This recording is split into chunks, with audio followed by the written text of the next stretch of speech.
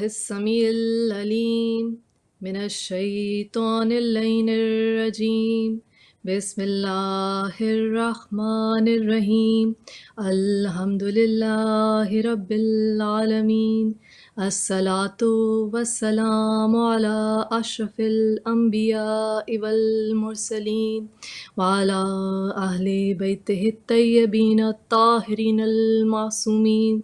أما بعد فقد قال الله تعالى في كتابه المبين وهو أصدق الصادقين. بسم الله الرحمن الرحيم. إن الله وملائكته يصلون على النبي يا أيها الذين آمنوا صلوا عليه وسلموا تسليما. إن الذين يؤذون الله ورسوله لعنهم الله في الدنيا والآخرة وأعد لهم عذابا مهينا.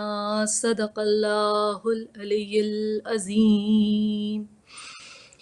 عزیزان گرامی، سرنامہ کلام میں آج اس محفل میں جو ربیع الاول کے مبارک دنوں میں قیام پذیر ہو رہی ہے، سرنامہ کلام میں جن آیات مبارکہ کی تلاوت کا شرف حاصل کیا گیا، سورہ احزاب کی آیات ہیں، آیت نمبر 56 57، جس کو آیت درود بھی کہا جاتا ہے. اللہ تعالیٰ اور اس کے ملائکہ نبی صلی اللہ علیہ وآلہ وسلم پر درود بھیجتے ہیں. اللہم صلی علی محمد وآل محمد.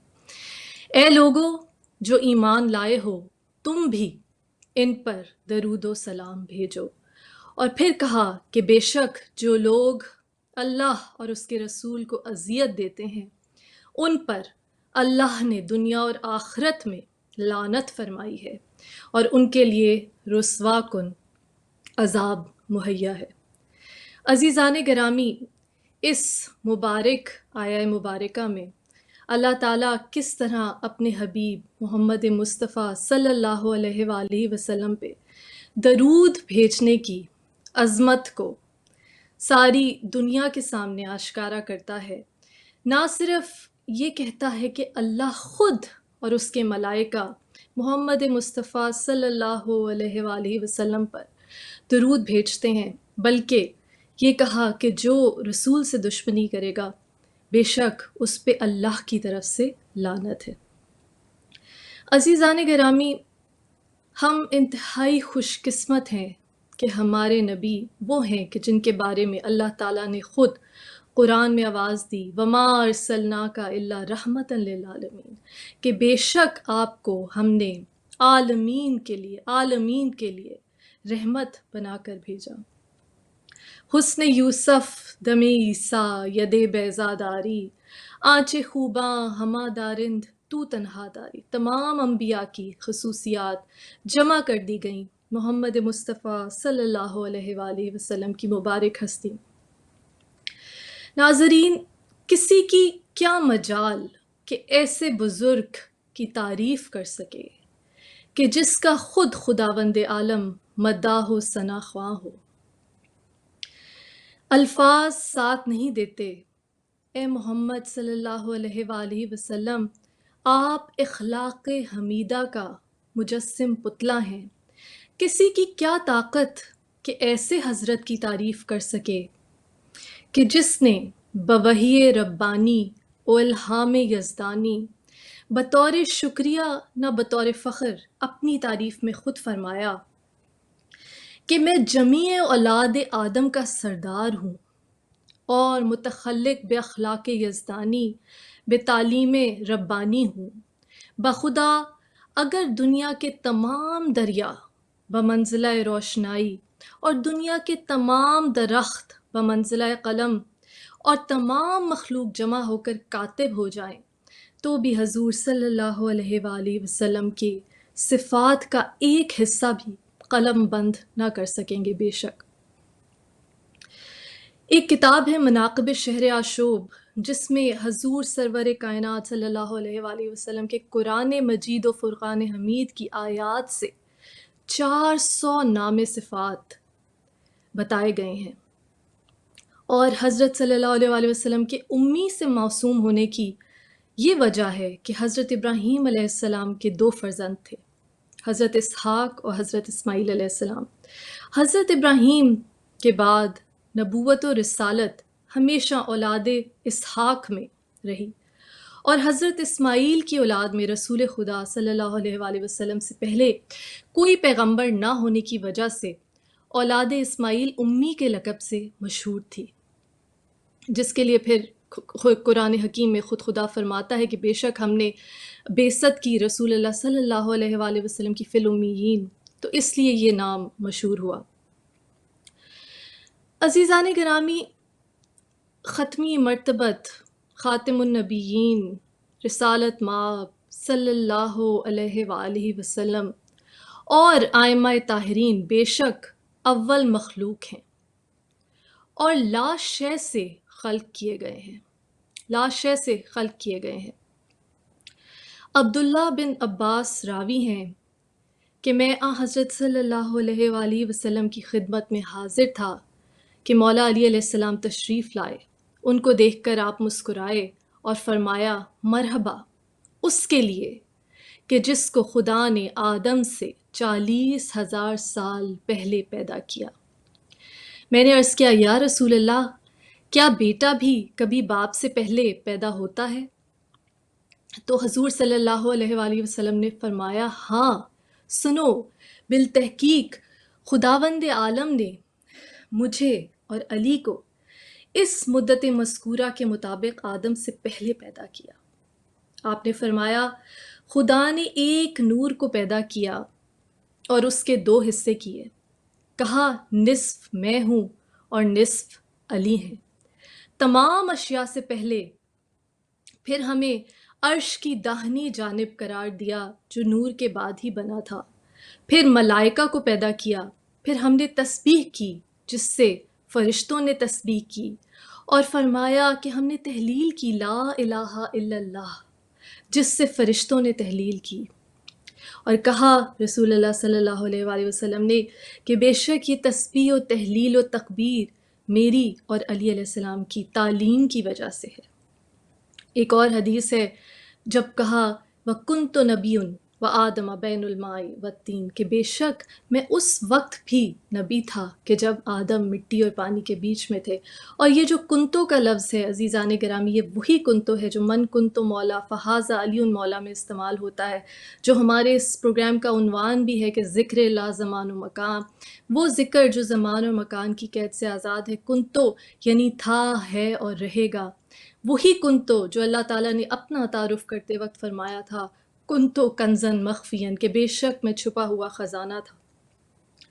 اور عزیزان گرامی، اس چھپے ہوئے خزانے نے، اس پروردگار نے جب چاہا کہ اپنی پہچان کرائی جائے تو پھر اپنے نور کو مظہر خدا محمد مصطفیٰ صلی اللہ علیہ وآلہ وسلم اور آپ کے وصی و جانشین مولا علی علیہ السلام کی صورت میں خلق کیا، اور اہل بیت طاہرین کے نور کو خلق کیا، اور سورہ نور میں ارشاد کیا نورن علی نور، نورن علی نور، بے شک نور پر نور کی جوت پڑ رہی ہے۔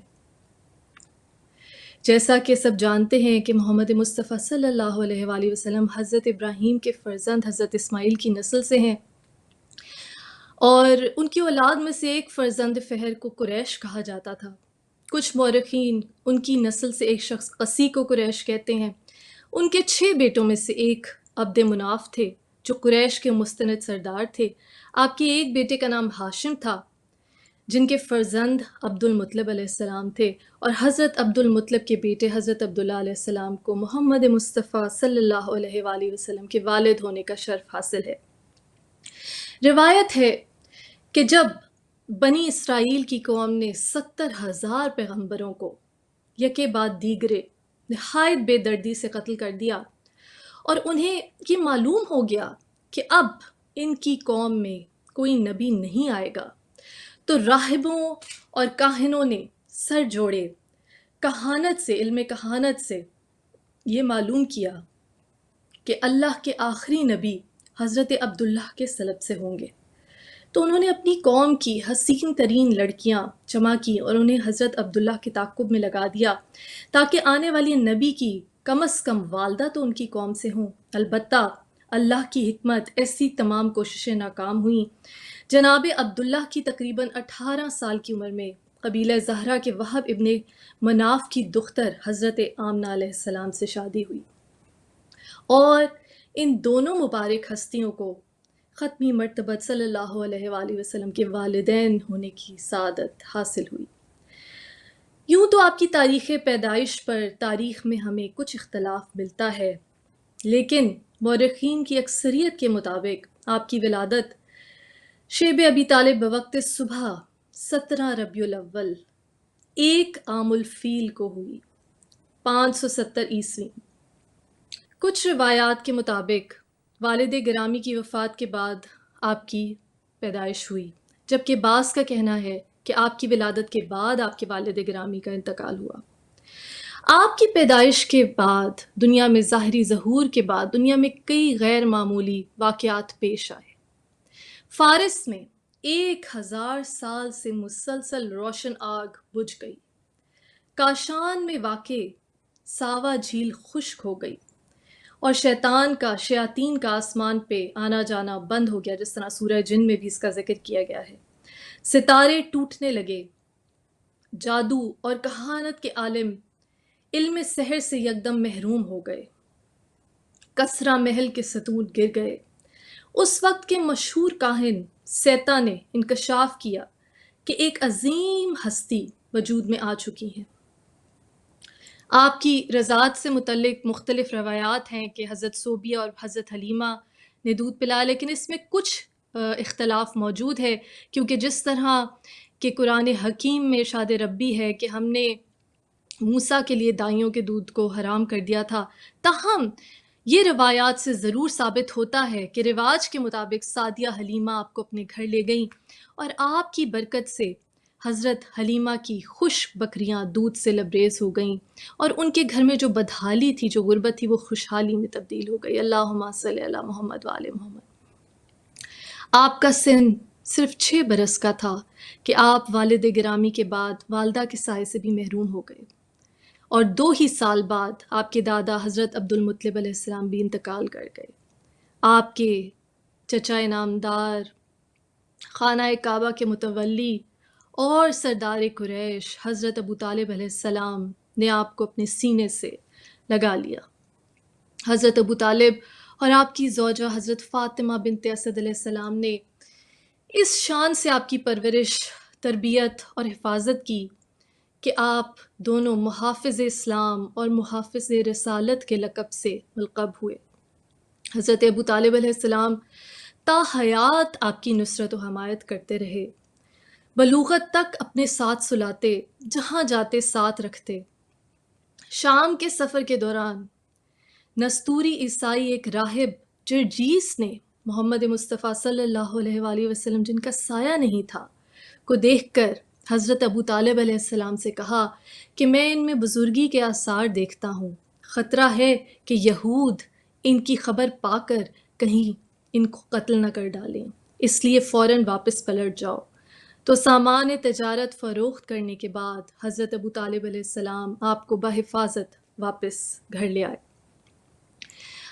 رسول اللہ صلی اللہ علیہ وآلہ وسلم کا بچپن، لڑکپن اور نوجوانی ہم عمروں سے قطعی مختلف تھی۔ لہو و لعب اور ہنگامہ و میلوں ٹھیلوں سے آپ لا تعلق رہتے۔ آپ کے کردار کا یہ عالم تھا کہ اعلان نبوت سے قبل ہی قوم نے آپ کو صادق اور امین تسلیم کر لیا۔ جناب ختیجہ علیہ السلام اس وقت قریش کی سب سے زیادہ مالدار خاتون تھیں، آپ ملیکۃ العرب کے نام سے مشہور تھیں۔ حضرت ابو طالب کے مشورے سے محمد مصطفیٰ صلی اللہ علیہ وآلہ وسلم حضرت ختیجہ کا مال تجارت فروخت کرنے کے لیے شام جانے لگے، اور آپ کی امانت و دیانت اور تدبر سے اس قدر متاثر ہوئیں بی بی خدیجۃ الکبریٰ علیہ السلام کہ شادی کی خواہش کی۔ نکاح حضرت ابو طالب علیہ السلام نے خطبہ نکاح پڑھا اور ابتدا کی الحمدللہ الذی جعلنا من ذریت ابراہیم، کہ تمام تعریف اس خدا کے لیے کہ جس نے ہمیں ذریت ابراہیم میں قرار دیا۔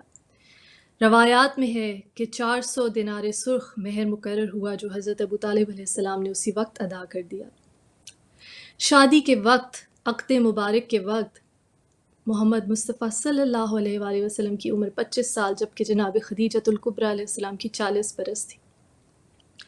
خانہ کعبہ کی تعمیر نو جب حجر اسود کی تنصیب کے مقام پر پہنچی تو فساد کا خطرہ پیدا ہوا۔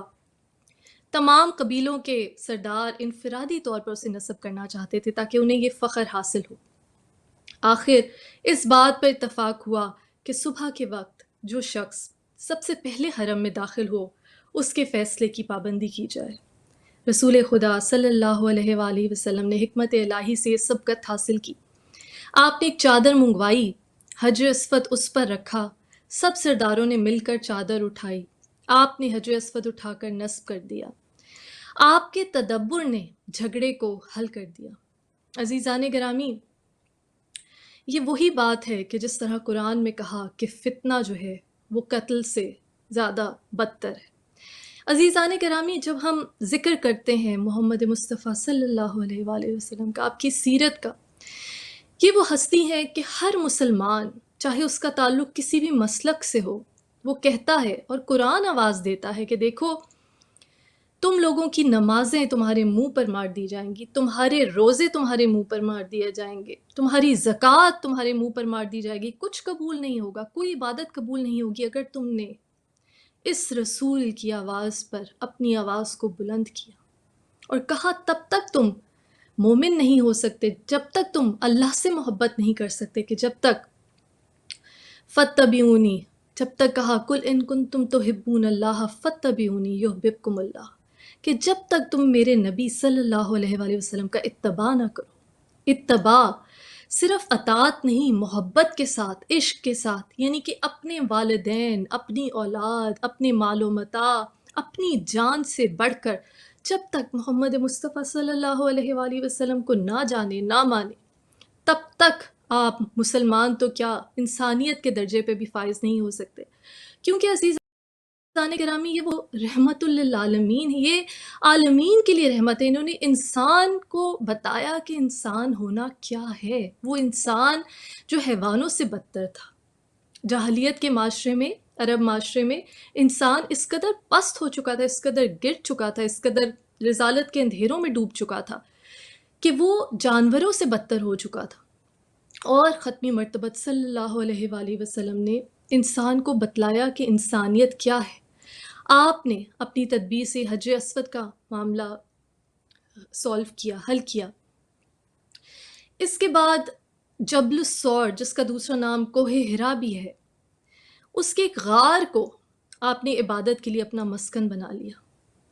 جب آپ کا سن مبارک 30 برس کو پہنچا تو 13 رجب 30 عام الفیل 600 عیسوی کو بروز جمعہ آپ کے ناصر و جانشین حضرت علی علیہ السلام کی ولادت بمقام خانہ کعبہ ہوئی۔ اللہم صلی علی محمد وآل محمد۔ پیدا ہوتے ہی رسول اللہ نے آپ کو گود لے لیا اور ان کی پرورش کی۔ کچھ عرصے بعد مکہ میں شدید قحط پڑ گیا۔ حضرت ابو طالب علیہ السلام اس وقت تنگ دست تھے۔ مولا علی علیہ السلام نے کہا میرے والد وہ واحد سردار ہیں جو نادار ہوتے ہوئے بھی سردار تھے، اور کس لیے اس وقت بھی سخاوت اور کریمی اس حد تک تھی کہ جو خانہ کعبہ، کیونکہ آپ متولی خانہ کعبہ تھے، جو لوگ سفر کر کے آتے تھے اللہ کے گھر کی طرف، ان کی خاطر و مدارات میں کوئی کسر نہ چھوڑتے تھے، حتیٰ کہ اپنے بھائی عباس کے مکروز ہو جاتے تھے۔ حضرت عباس جناب جعفر کو لے گئے اور رسول خدا جناب علی علیہ السلام کو مستقل طور پر اپنے پاس لے آئے۔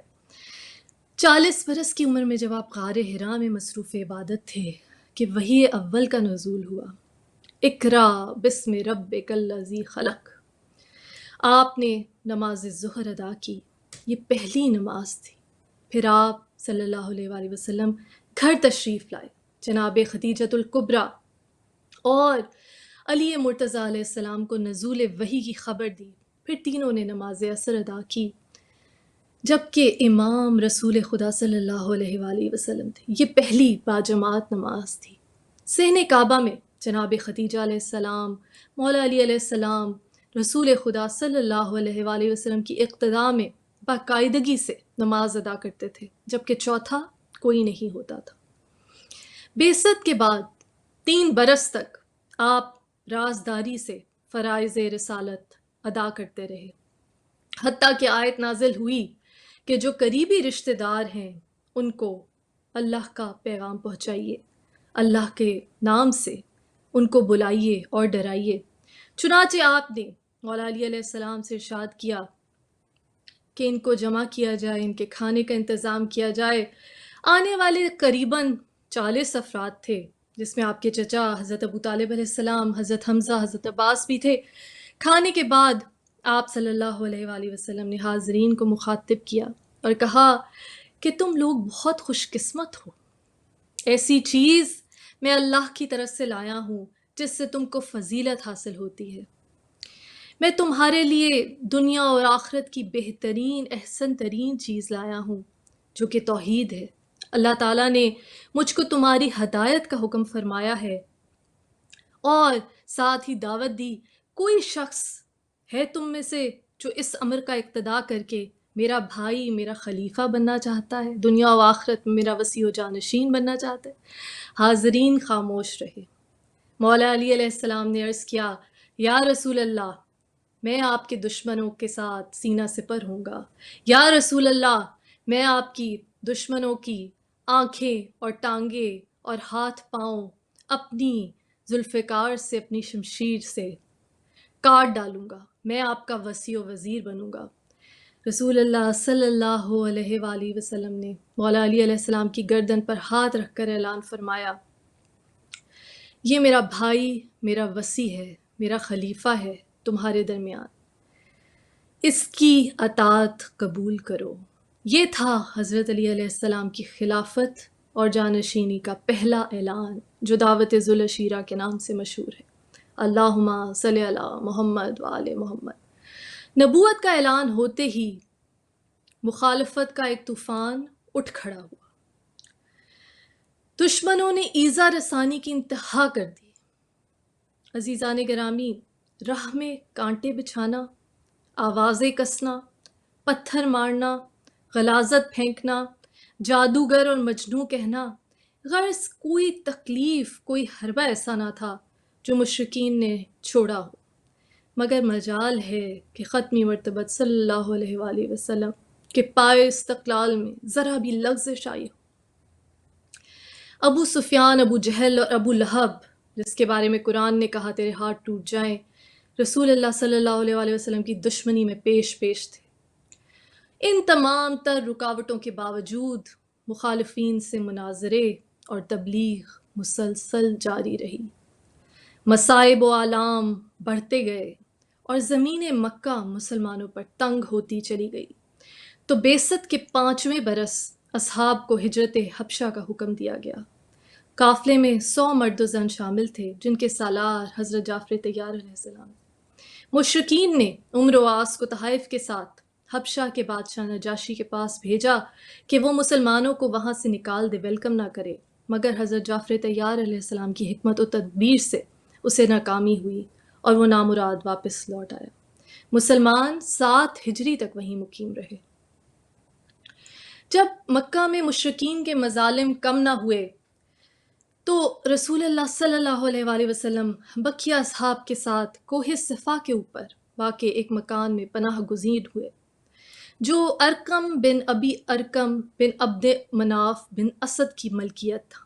مسلمانوں کی بتدریج بڑھتی ہوئی تعداد نے کفار کو یہاں تک مشتعل کر دیا کہ انہوں نے نعوذ باللہ رسول اللہ صلی اللہ علیہ وآلہ وسلم کو قتل کرنے کا ارادہ کیا۔ جناب ابو طالب علیہ السلام نے انہیں حکمت و تدبر سے سمجھانے کی بہت کوشش کی، مگر کوئی اثر نہ ہوا۔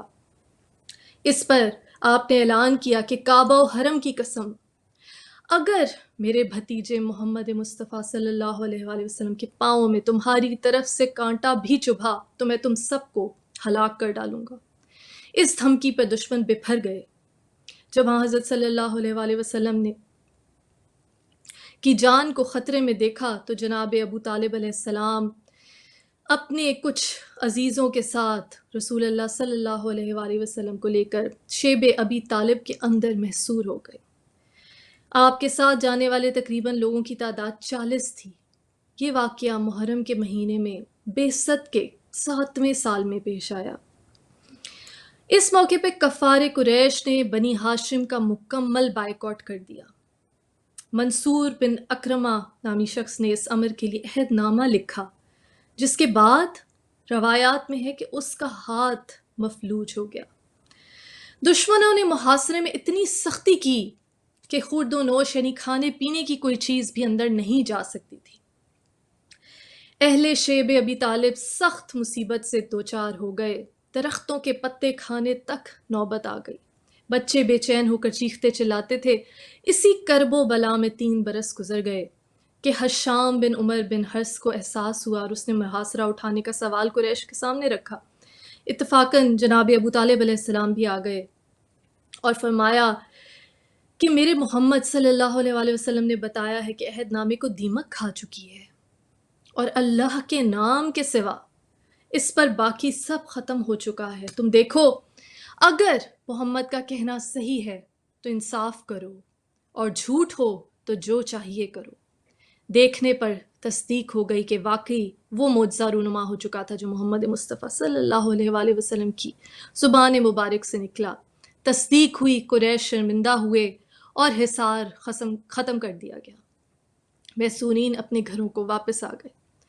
ایک دن ابو جہل یہود کی ایک جماعت کے ساتھ آیا اور حضرت صلی اللہ علیہ وآلہ وسلم سے چاند کو 2 ٹکڑے کرنے کی بہت ہی متکبر مطالبہ کیا۔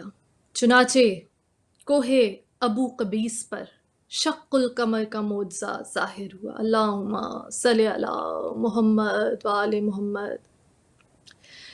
مشرکین جو نہ ماننا چاہتے تھے وہ پھر بھی نہ مانے اور نعوذ باللہ اسے نظر بندی اور جادو قرار دیا۔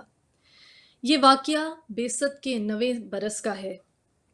شیب ابی طالب سے نکلنے کے تقریباً 8 ماہ بعد بعثت کے 10ویں سال جناب ابو طالب علیہ السلام کا انتقال ہو گیا۔ 3 دن بعد جناب خدیجۃ الکبریٰ علیہ السلام کی بھی وفات ہوئی۔ ان 2 عظیم مددگاروں کے بچھڑنے کا محمد مصطفیٰ صلی اللہ علیہ وآلہ وسلم کو شدید غم ہوا اور آپ نے اس پورے سال کو غم کا سال، عام الحزن کا نام دیا۔ یہ وہ لوگ بھی مانتے ہیں جو اب کہتے ہیں کہ کسی کا غم منانا جائز نہیں ہے، نعوذ باللہ بدعت ہے، لیکن یہ تمام مسالک امت مسلمہ کی کتابوں میں لکھا ہے کہ اس ایک پورے سال کو میرے رسول صلی اللہ علیہ وآلہ وسلم نے عام الحزن یعنی غم کا سال قرار دیا۔ ناظرین، اذیتیں بڑھتی رہیں اور خدا کا پیغام توحید ختمی مرتبہ صلی اللہ علیہ وآلہ وسلم پہنچاتے رہے۔ اس قدر اذیتیں بڑھیں، تبلیغ کے لیے آپ طائف گئے، وہاں بھی دشمنوں نے نہ چھوڑا اور پتھروں سے زخمی کر کر وہاں سے باہر نکال دیا۔ آپ پھر مکہ واپس آئے۔ 27 رجب بعثت کے 13ویں برس آپ کو معراج کا شرف حاصل ہوا۔ جبرائیل اور براق کے ذریعے آپ صلی اللہ علیہ وآلہ وسلم قاب قوسین کی منزل پر گئے۔ حضرت ابن عباس سے مروی ہے کہ رسول خدا صلی اللہ علیہ وآلہ وسلم نے فرمایا کہ خداوند عالم نے مجھ کو اور علی مرتضیٰ کو 5 چیزیں عطا کی، مجھ کو قرآن مجید اور علی مرتضیٰ کو علم قرآن، جس طرح قرآن میں ہے کل کتاب کا علم۔ سورہ رعد کی وہ آیت جو مولا نے خود اپنی فضیلت میں جب پوچھا کہ مولا اپنی فضیلت بتائیں تو وہ آیت یقول الذین کفروا لست مرسلا قل کفی باللہ شہیدا بینی و بینکم ومن عندہ علم الکتاب، کہ اے رسول کہہ دیجئے کہ یہ مشرکین آپ کی رسالت کو نہیں مانتے تو نہ مانے، انہیں کہہ دو کہ میری رسالت کی گواہی کے لیے ایک اللہ کافی ہے اور ایک وہ جس کے پاس کل کتاب کا علم ہے۔ تو میرے نبی نے فرمایا کہ اللہ نے مجھ کو اور علی مرتضیٰ کو 5 چیزیں عطا کی۔ کہا مجھ محمد کو قرآن اور علی کو قرآن کا علم، کل کتاب کا علم۔ کہا مجھ کو نبوت اور علی کو خلافت۔ کہا مجھ کو کوثر اور علی کو سلسبیل۔ کہا مجھ کو وحی اور علی کو الہام۔ کہا مجھ کو معراج جسمانی اور علی کے لیے حجاب و ابواب آسمان کو کھول دیا گیا۔ اللہم صلی علی محمد والے۔ میرے نبی نے فرمایا کہ معراج کے وقت میں اور علی ایک دوسرے کو دیکھ رہے تھے۔ خداوند عالم نے مجھ سے فرمایا، اے محمد، میں نے تیرے بعد علی کو تیرا وصی وزیر اور نائب قرار دیا۔ اور میرے نبی صلی اللہ علیہ وآلہ وسلم نے کہا، میں نے معراج پہ دیکھا کہ تمام فرشتے مسرور ہو کر علی کی زیارت کر رہے ہیں، اور جب میں نے زمین پر مراجعت کی تو میں علی کو اور علی مجھ کو میری سرگزشت کی خبر دیتے تھے۔ میرے نبی نے فرمایا، جو واقعات میں نے آسمان پر جا کر دیکھے، علی نے اپنے گھر میں بیٹھ کر ان کو دیکھ لیا۔ اللہم صلی علی محمد والے۔ تو وجہ اللہ لسان اللہ نہ صرف علی کے لہجے میں، مولا علی علیہ السلام کے لہجے میں میرے پروردگار نے رسول اللہ صلی اللہ علیہ وآلہ وسلم سے گفتگو کی، بلکہ پردہ غیبی سے جو وہ ہاتھ نکلا، ید اللہ، اللہ کا ہاتھ تھا۔ عزیزان گرامی، بعثت کے 11ویں برس یثرب سے قبیلہ خزرج کے 6 افراد کا ایک گروہ آپ کے پاس آیا اور ملاقات کے بعد مسلمان ہو گیا۔ واپس جا کر انہوں نے تبلیغ شروع کر دی، اور بعثت کے 12ویں سال یثرب سے ایک اور جماعت آئی اور مسلمان ہو گئی۔ یہ بیعت عقبہ اول کہلائی۔ اس کے بعد بعثت کے 13ویں برس کوئی 75 مرد و زن کا ایک گروہ یثرب سے آیا اور مسلمان ہو گیا۔ ان کی حمایت عقبہ ثانی ہوئی۔ بعثت کے 14ویں برس ہدایت رسول اللہ کے مطابق مسلمان یثرب آنے جانے لگے۔ مشرکین مکہ کو معلوم ہوا تو مختلف تجویزوں پر غور ہوا۔ ابو جہل کی رائے پر اتفاق ہوا کہ مختلف قبائل کے لوگ مل کر نعوذ باللہ رسول خدا صلی اللہ علیہ وآلہ وسلم کو قتل کر دیں تاکہ بنی ہاشم خون بہا نہ لے سکیں۔ چنانچہ حضرت صلی اللہ علیہ وآلہ وسلم کے گھر کا محاصرہ کر لیا گیا۔ اللہ کے حکم سے آپ نے حضرت علی علیہ السلام کو اپنے بستر پر لٹایا اور گھر سے نکل گئے۔ جناب امیر المومنین علیہ السلام کو پتہ تھا، معلوم تھا کہ رسول اللہ کا بستر اس وقت قتل گاہ ہے، لیکن شیر خدا اسے فرش گل سمجھ کر سوئے۔ مولا علی علیہ السلام کا فرمان ہے کہ مجھے شب ہجرت جیسی نیند آئی، ساری عمر نہ آئی، اس لیے کہ تمام عمر تو خدا کی عبادت میں مشغول رہتے، راتوں کو کھڑے رہتے، لیکن رسول نے حکم دیا کہ سو جائیں میرے بستر پہ، تو فوراً سو گئے۔ وہ آیت نازل ہوئی کہ اپنی جانوں کو، اپنے نفسوں کو خدا کی خوشنودی کے لیے بیچ دیں۔ جب بوقت صبح دشمن دروازہ توڑ کر اندر داخل ہوئے تو بستر رسالت پر امامت کو دیکھا، پوچھا محمد کہاں ہے؟ کہا جہاں ہیں خدا کی پناہ میں ہے۔ ایک اور روایت میں ہے کہ آپ نے تلوار کھینچی اور دشمن بھاگ گئے۔ حضرت صلی اللہ علیہ وآلہ وسلم یکم ربیع الاول کو، بعثت کا یہ 14واں سال ہے، رات کے وقت گھر سے نکلے اور 2 ربیع الاول غار ثور میں پہنچے۔ 4 ربیع الاول وہاں سے نکلے اور 12 ربیع الاول دوپہر کے وقت 3 صحابہ کے ہمراہ مقام قبا پہنچے۔ یہاں آپ نے ایک مسجد کی بنیاد ڈالی۔ امانتوں کی واپسی کے بعد مولا علی علیہ السلام کچھ خواتین اور بچوں کو لے کر اسی مقام پر رسول اللہ صلی اللہ علیہ وآلہ وسلم سے آ ملے۔ پیدل چلنے کی وجہ سے آپ کے پاؤں زخمی تھے۔ یہاں 4 روز قیام کے بعد قافلہ روانہ ہوا اور 16 ربیع الاول بروز جمعہ حضرت صلی اللہ علیہ وآلہ وسلم یثرب میں داخل ہوئے اور محلہ بنی سالم میں نماز جمعہ ادا فرمائی۔ یہ پہلی نماز جمعہ تھی جہاں اب بھی مسجد نبوی واقع ہے۔ یثرب کا نام آپ کی آمد کے بعد مدینہ الرسول ہو گیا اور مولا علی علیہ السلام کے مشورے سے سن ہجری کا آغاز ہوا۔ یہاں آپ نے مسجد کی بنیاد ڈالی جس کے لیے زمین حضرت ابو ایوب انصاری نے خریدی۔ مسجد نبوی کی تعمیر کے بعد رکعتوں کا تعین ہوا۔ اسی سال زکوٰۃ بھی فرض ہوئی۔ پہلی ہجری حکم رسول صلی اللہ علیہ وآلہ وسلم کے مطابق مولا علی علیہ السلام نے اذان حضرت بلال کو تعلیم کر دی اور اذان کا باقاعدہ آغاز ہوا۔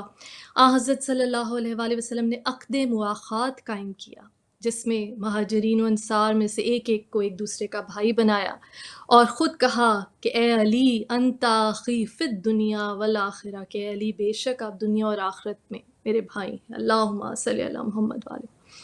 ناظرین، 5 رجب کو 2 ہجری بحکم خدا حضرت علی علیہ السلام اور جناب فاطمہ الزہرا سیدۃ النساء العالمین کا نکاح ہوا، جبکہ رخصتی 19 ذی الحج کو ہوئی۔ شعبان 2 ہجری کو قبلے کا رخ بیت المقدس سے کعبہ کی طرف موڑ دیا گیا۔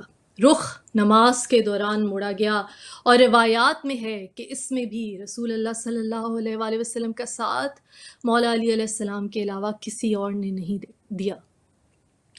جب کفار نے مدینہ میں اسلام کو پھیلتے پھولتے دیکھا تو یہودیوں کی معاونت سے سازشیں شروع کر دیں، جس کا نتیجہ باہمی جھڑپوں کی صورت میں ہوا۔ مورخین حضرت صلی اللہ علیہ وآلہ وسلم کی حیات میں غزوات کی تعداد 21 یا 26 اور سریوں کی تعداد 36 بتاتے ہیں۔ پہلا غزوہ بدر کے نام سے مشہور ہے، جس میں مسلمان 313 اور کفار ایک روایت کے مطابق 950 اور کچھ روایات کے مطابق اس سے کہیں زیادہ تھے۔ اس میں کفار مارے گئے اور اسیر ہوئے۔ شیر خدا مولا علی علیہ السلام نے کتنے ہی کافروں کو اپنی تلوار سے ذوالفقار سے واصل جہنم کیا۔ مسلمانوں کی فوج کے علمبردار مولا علی علیہ السلام تھے۔ اسی سال روزے فرض ہوئے، عید الفطر کے احکام نازل ہوئے اور خمس واجب کیا گیا۔ 3 ہجری میں ناظرین ابو سفیان نے غزوہ بدر کا بدلہ لینے کے لیے 3000 کی فوج سے مدینے پر چڑھائی کر دی۔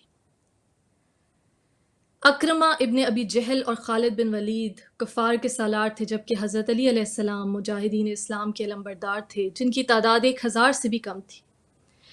احد کے مقام پر لڑائی ہوئی۔ مسلمانوں کی جیت تیر اندازوں کے ایک دستے کی نافرمانی کی وجہ سے شکست میں بدل گئی۔ رسول اللہ صلی اللہ علیہ وآلہ وسلم اس غزوہ میں زخمی ہوئے، 2 دانت شہید ہو گئے۔ حضرت علی علیہ السلام کے علاوہ تمام مسلمان رسول کو چھوڑ کر بھاگ نکلے۔ مولا علی علیہ السلام نے تحفظ رسالت کا حق ادا کیا۔ قرآن نے گواہی دی کہ سب لوگ بھاگ رہے تھے اور رسول کہہ رہے تھے کہ مجھے تنہا چھوڑ کر کہاں جا رہے ہو، مگر کوئی منہ پھیر کر نہ دیکھتا تھا۔ مولا علی علیہ السلام نے اس غزوہ میں بھی کئی کافروں کو واصل جہنم کیا۔ حضرت صلی اللہ علیہ وآلہ وسلم کے چچا اسد اللہ حمزہ نے 31 کفار کو جہنم رسید کیا۔ لڑتے ہوئے آپ کا پاؤں پھسلا اور گر گئے، پشت سے ذرا ذرا ہٹ گئی۔ موقع دیکھ کر حبشی وحشی، جسے ہندا بطور خاص لے کر آئی تھی، اس نے نیزہ مارا، جس سے آپ شہید ہو گئے اور ہندا نے آپ کا جگر چبا ڈالا۔ لعنت اللہ علی قوم الظالمین۔ ایک روایت کے مطابق تلوار ٹوٹنے پر اسی غزوہ کے بعد حضرت علی علیہ السلام کو ذوالفقار عطا ہوئی اور ناد علی کا نزول ہوا۔ حضرت صلی اللہ علیہ وآلہ وسلم نے دعا کی، یا اللہ تو علی ابن ابی طالب کو میرے لیے ناصر و مددگار اور میرا قوت بازو بنا دے، وجعل لی من لدنک سلطانا نصیرا۔ دعا قبول ہوئی۔ اہل سنت نے بھی غزوہ احد کے موقع پر ناد علی کے نزول کو تسلیم کیا ہے۔ 5 شوال 3 ہجری کو امام حسن علیہ السلام کی ولادت ہوئی۔ اس کے بعد شعبان 4 ہجری امام حسین علیہ السلام متولد ہوئے۔ اسی برس جناب فاطمہ بنت اسد علیہ السلام نے وفات پائی۔ عزیزان گرامی، رسول اللہ صلی اللہ علیہ وآلہ وسلم کی زندگی کے واقعات پہ جب ہم نظر کرتے ہیں، نہ صرف جیسے ابھی غزوہ احد کا واقعہ میں نے بیان کیا کہ جس میں کچھ مسلمان جان کے خوف سے، کچھ مسلمان مال غنیمت کے لالچ میں رسول اللہ صلی اللہ علیہ وآلہ وسلم کے حکم سے حکم عدولی کر کے اپنی جگہ سے ہٹ گئے اور مسلمانوں کی فتح شکست میں تبدیل ہو گئی۔ عزیزان گرامی، تاریخ میں بہت سے واقعات ہیں، بہت سے غزوات اس کے بعد ہوئے۔ آپ جانتے ہیں کہ خندق کے غزوے میں فتح کی خبر سننے کے بعد رسول اللہ صلی اللہ علیہ وآلہ وسلم نے کہا کہ علی کی ایک ضربت آج یوم الخندق میں افضل من عبادت الثقلین، ثقلین کی عبادت سے افضل ہے۔ عزیزان گرامی، یہ تمام واقعات تاریخ کے ہمارے سامنے ہیں، اور جب ہم ربیع الاول کے اس مہینے میں اپنے اس پاک و طیب و طاہر طٰہٰ و یاسین نبی صلی اللہ علیہ وآلہ وسلم کو یاد کرتے ہیں، تو ایک رسول اللہ صلی اللہ علیہ وآلہ وسلم کا قول، آپ کی ایک حدیث جو میں آج ناظرین کو چاہوں گی، کیونکہ میں نے پچھلی بھی نشستوں میں کہا کہ جب آپ کسی ہستی کو یاد کریں، ان کے ایام منائیں، ان کی ولادت یا ظہور کے ایام کا جشن منائیں، یا پھر شہادت، دنیا سے رخصت ہونے کے ایام منائیں، تو ضروری ہے کہ جو فرمودات، جو اقوال ہم تک پہنچ گئے تاریخ کی ستم ظریفی سے محفوظ رہ کر، ہم اس پر عمل کریں۔ رسول اللہ صلی اللہ علیہ وآلہ وسلم نے فرمایا کہ اگر دیکھنا ہو کہ کسی شخص کا ایمان کتنا ہے، تو یہ نہ دیکھو کہ وہ کس قدر نمازیں پڑھتا ہے یا کس قدر روزے رکھتا ہے، بلکہ یہ دیکھو کہ اس میں عقل کس قدر ہے۔ عزیزان گرامی، یہ عقل اللہ تعالیٰ کی بہترین تخلیق ہے، جس طرح امام محمد باقر العلوم، پانچویں امام علیہ السلام نے فرمایا کہ جب عقل کو خلق کیا تو اللہ تعالیٰ نے کہا کہ یہ بہترین تخلیق ہے، اور پھر کہا کہ اس کی جو معراج ہے وہ اوبیڈینس ہے، فرما برداری ہے، اطاعت ہے۔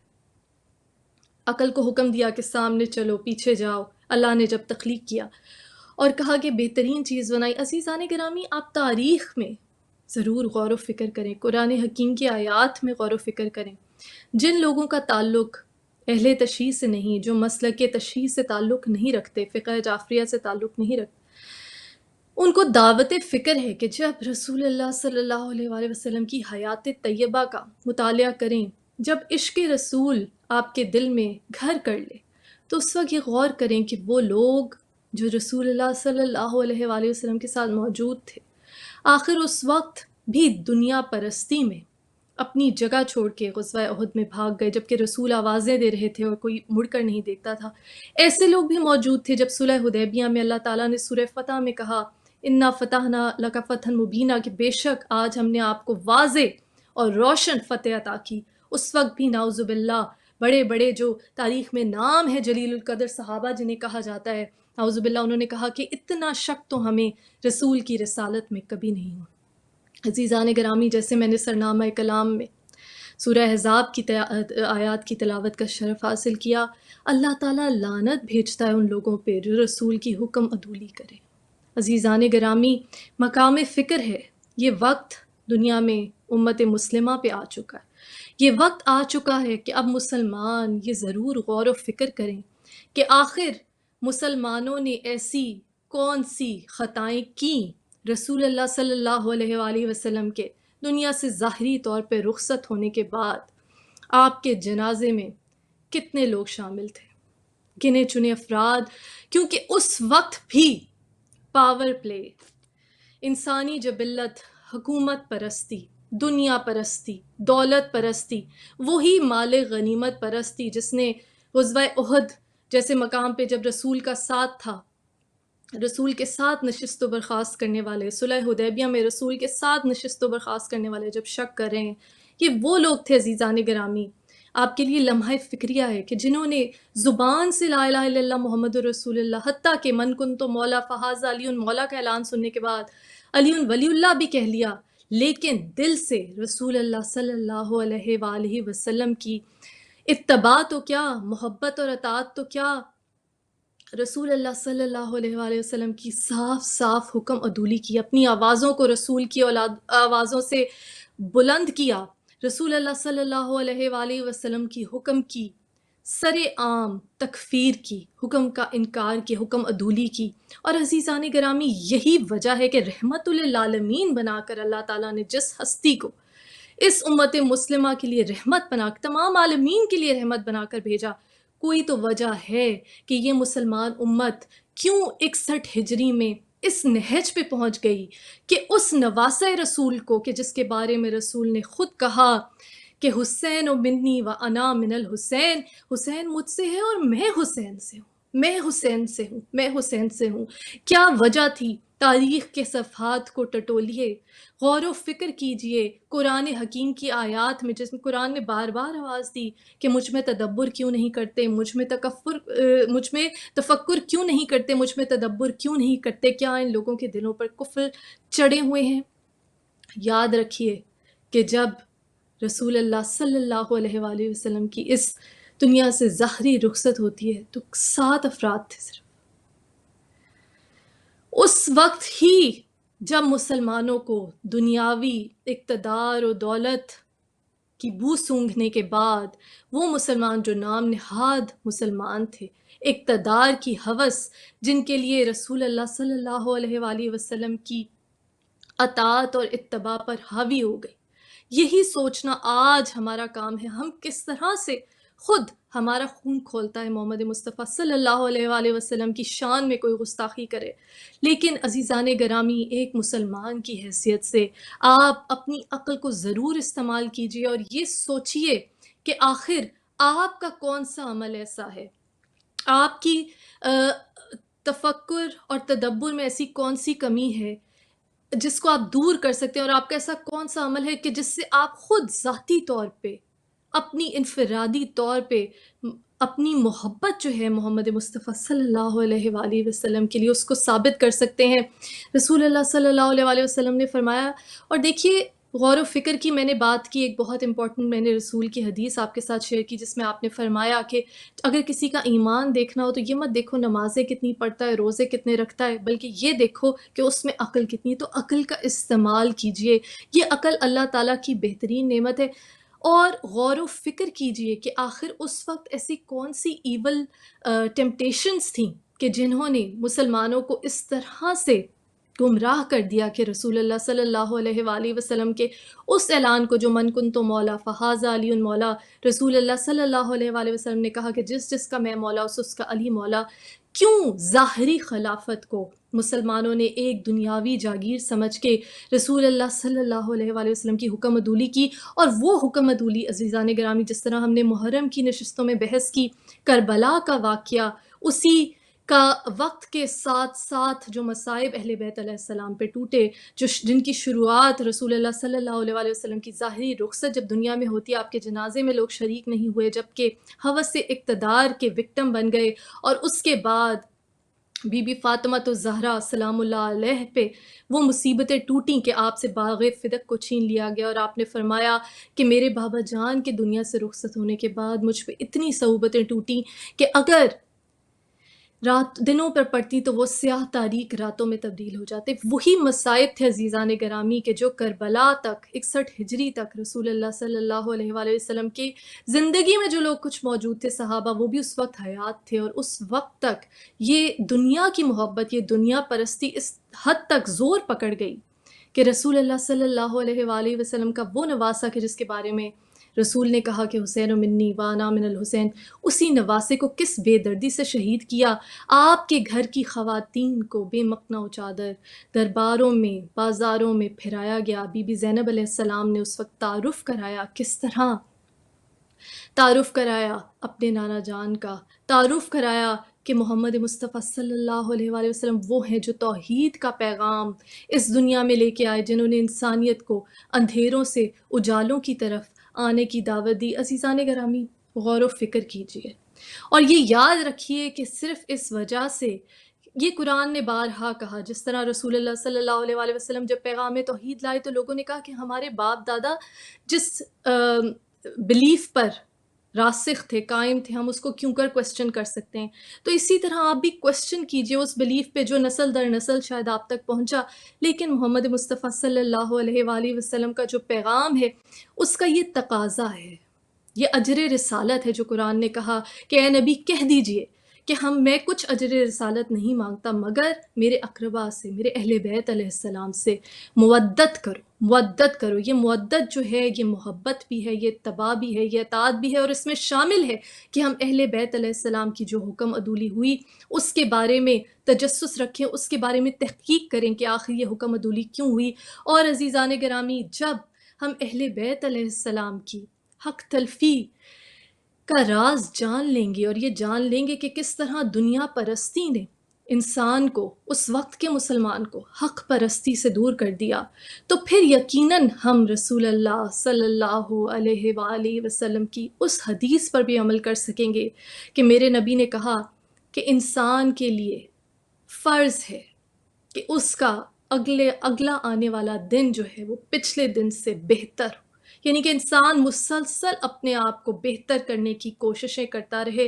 کہا کہ بدقسمت ہے وہ شخص کہ جس کا اگلا دن پچھلے دن سے بہتر نہ ہو. یعنی کہ اپنے آپ کو جو سیلف امپروومنٹ ہے، اپنے ذہن کو، اپنے دل کو کھولیے. نعوذ باللہ کہیں ان کفار مکہ اور مشرکین مکہ کی طرح نہ ہو جائیں کہ جن کو رسول اللہ صلی اللہ علیہ وآلہ وسلم نے جب پیغام توحید و رسالت سنایا تو وہ کہہ اٹھے کہ ہمارے باپ دادا تو کچھ اور بلیف رکھتے تھے، کچھ اور اعتقاد رکھتے تھے، ہم کیوں کر اس کو کویسچن کر سکتے ہیں. اگر آپ کے پاس تاریخ نے کچھ ایسے حقائق کو چھپا دیا تو ضرور ان کی کھوج لگائیں کہ کیا وجہ تھی کہ محمد مصطفیٰ صلی اللہ علیہ وآلہ وسلم جو رحمت للعالمین ہے، آپ کی امت، آپ کی قوم اس وقت دنیا میں اس قدر پستی و ذلت کا شکار ہے، ظلمتوں کے اندھیرے میں ڈوب چکی ہے. خاص طور پہ سب سے زیادہ افسوس یہ ہے کہ معاشی طور پہ یا دنیاوی طور پہ ترقی نہ ہونا اتنی بڑی مصیبت نہیں عزیزان گرامی، جتنی بڑی مصیبت اخلاقی طور پہ پستی اور اخلاقی طور پہ گراوٹ ہے کہ جو اس امت میں آ چکی ہے کہ جس کے نبی صلی اللہ علیہ وآلہ وسلم نے کہا کہ میں مکارم اخلاق کی تکمیل کے لیے بھیجا گیا ہوں. تو یہ لمحہ فکریہ ہے عزیزان گرامی، جب ہم جشن مناتے ہیں اس دنیا میں اس ہستی کے نزول کا، اس ہستی کے ظاہر ہونے کا کہ جسے اللہ تعالیٰ نے اپنا محبوب کہا، جس کا نام محمد صلی اللہ علیہ وآلہ وسلم، محمد یعنی کہ محمود سے بھی زیادہ جس کی تعریف کی جائے، کیونکہ خود اللہ تعالیٰ تعریف کرتا ہے.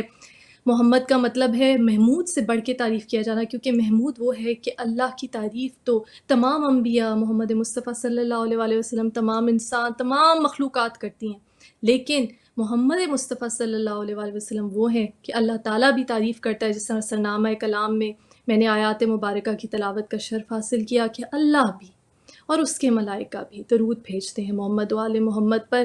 اور یہ وہ عبادت ہے عزیزان گرامی کہ اس میں اللہ تعالیٰ اور اس کے فرشتے بھی شامل ہوتے. اس لیے سورہ کوثر کی ایک تفسیر یہ درود بھی ہے، اللہم صلی علی محمد و آل محمد، لعنت اللہ علی قوم الظالمین.